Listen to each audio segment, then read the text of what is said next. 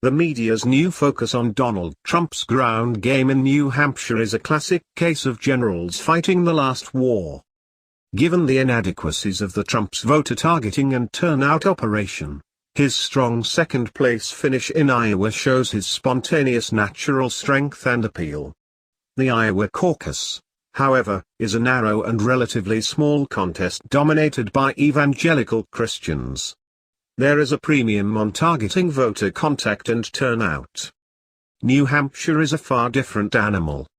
There is a greater tradition of voting in the Republican primary with a more diverse electorate, including more Catholics and mainstream Protestant yankees.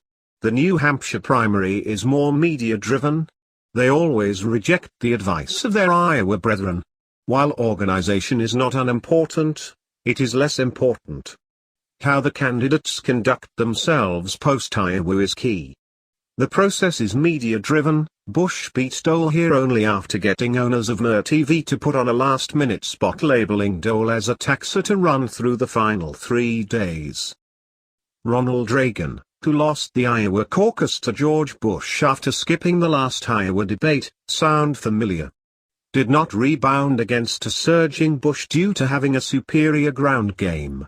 He rebounded because he destroyed a pedantic Bush in a pre-primary debate. That is why the debate Saturday night is crucial. This debate and each candidate's performance in it will decide which candidate will be the nominee.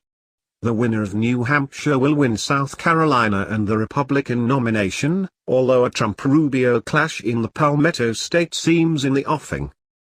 There is no question that a last-minute maneuver by the Cruz team, planting a false story that Ben Carson was getting out of the race and urging Carson voters to switch to Cruz, has tainted the corn state results enough that Cruz got little bounce. It adds to the image of Cruz as slippery, slick, and tricky. At the same time, it would be a mistake for Trump to spend too much time excoriating Cruz or crying crocodile tears for Carson, who only weeks ago he compared to a child molester. Trump must return to the core issues that put him way out front: sealing our borders, building the wall, recharging our economy, addressing trade imbalances, taking care of our veterans, and destroying ISIS. He should talk about the Trump tax plan, praised by supply-side guru Larry Kudlow. We know Trump is very rich. We want to hear how he would make us rich. The rise of Rubio is very real, but Trump must dispatch Cruz as a viable candidate before he can face off with Rubio, who will continue to be a factor in the Palmetto State. Rubio is gaining 3% tonight in polls I have seen, and Trump leveled off after dropping 4% to sit on a modest lead. Rubio could supercharge this trend with a strong debate performance. I really believe Trump has the strongest crossover appeal of any candidate. Because he is unaligned with either major party leadership, he can criticize both parties, thereby winning independents. Trump's pro-growth message is inspirational.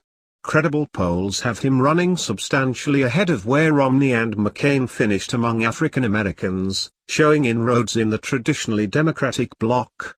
Trump can pull white working-class Democrats who voted for Obama.